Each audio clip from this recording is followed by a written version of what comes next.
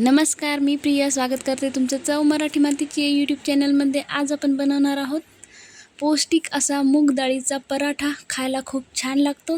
चला तर सुरू करूयात. इथे मी 1 वाटी मुगाची डाळ भिजत घातली होती आणि त्याचबरोबर अर्धी वाटी तांदूळ 2 तासासाठी भिजत घातले होते. तुम्ही रात्रभरही घालू शकता. याला आपल्याला मिक्सरच्या भांड्यातून काढून घ्यायचे, बारीक बॅटर बनवायचे.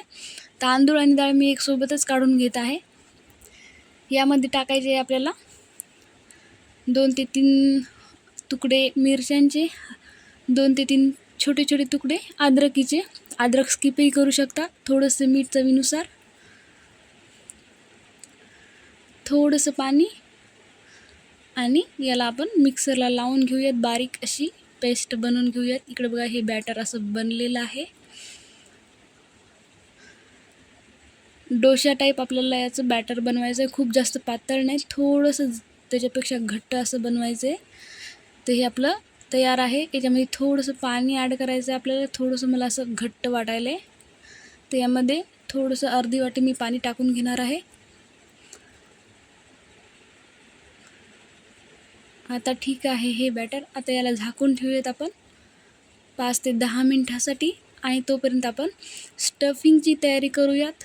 तर याला आता झाकून बाजूला ठेवूयात. आणि इथं कढई घेतलेली आहे. कढईमध्ये आपल्याला इथं मी 3 उकडलेले आलू, वाटाणे आणि गाजर घेतलेलं आहे, थोडीशी कोथिंबीर. गाजर आणि उकडलेले बटाटे मी किसून घेतलेत आणि वाटाणे आणि कोथिंबीर आहे, ते एक सोबतच घेणार आहे मी. याच्यामध्ये तेल टाकलेले 2 चम्मच. कढईमध्ये जिरं टाकलेले, ते तडतडले की यामध्ये थोडीशी लाल तिखट आणि थोडीशी हळद टाकून घेतली आहे. आणि हे सगळं भाज्या आपल्याला याच्यामध्ये टाकून घ्यायच्या आहेत, मिक्स करायच्या आहेत छान. थोडंसं मीठ चवीनुसार.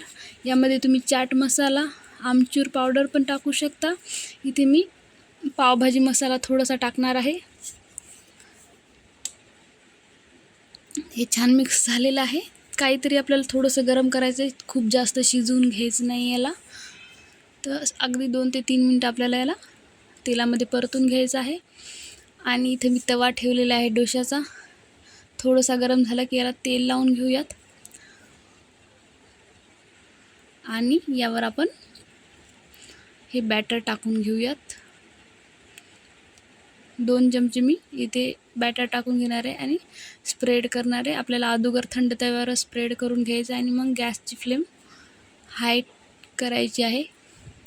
तर अशा प्रकारे पूर्ण बॅटर डोशाप्रमाणे आपल्याला स्प्रेड करून घ्यायचं आहे. डोशाच्या तव्यावर किंवा जो आपल्याजवळ तवा अवेलेबल असेल त्याच्यावर अगदी सहज परतल्या जातं. हे बघा, अशा प्रकारे थोडंसं होत आलं की याला आपण तेल सोडणार आहे भोवतालून. तुम्ही तूपही लावू शकता.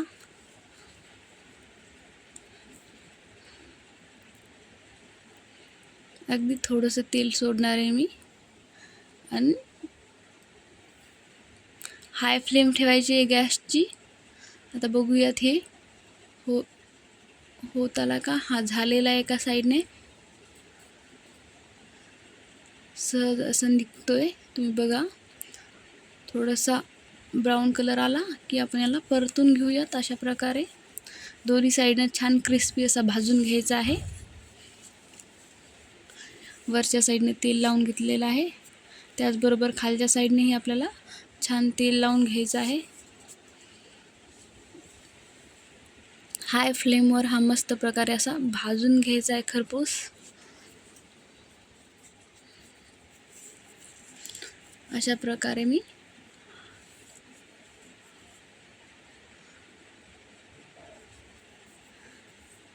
हा डोसा भाजून घेतलेला आहे. यामध्ये आपल्याला आता स्टफिंग भरायचे.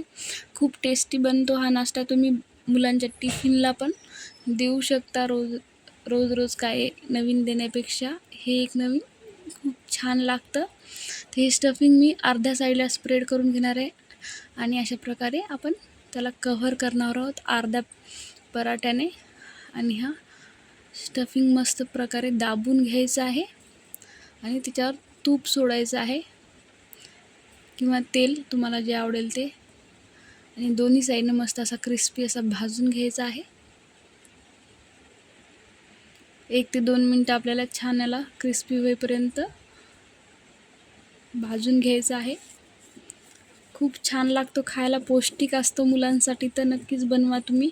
आवडीने खातील मुलं तुमचे आणि खूप जास्त अवघडही नाही, सहज तयार होतो. जे आपण भाजीपाला तुमच्याजवळ अवेलेबल असेल तुम्ही ते याच्यामध्ये टाकू शकता. पनीरचाही उपयोग करू शकता तुम्ही, जर आलूच्या ऐवजी पनीर जरी टाकले तरी चालते. तर याला आपण काढून घेऊया आणि याला कट करूया टिफिनमध्ये भरण्यासाठी. मुलांना सहज खाता येते तुम्ही जर कट करून घेतलं तर. गरम गरम मस्त लागतो असा खायला. एका प्लेटमध्ये मी याला काढून घेत आहे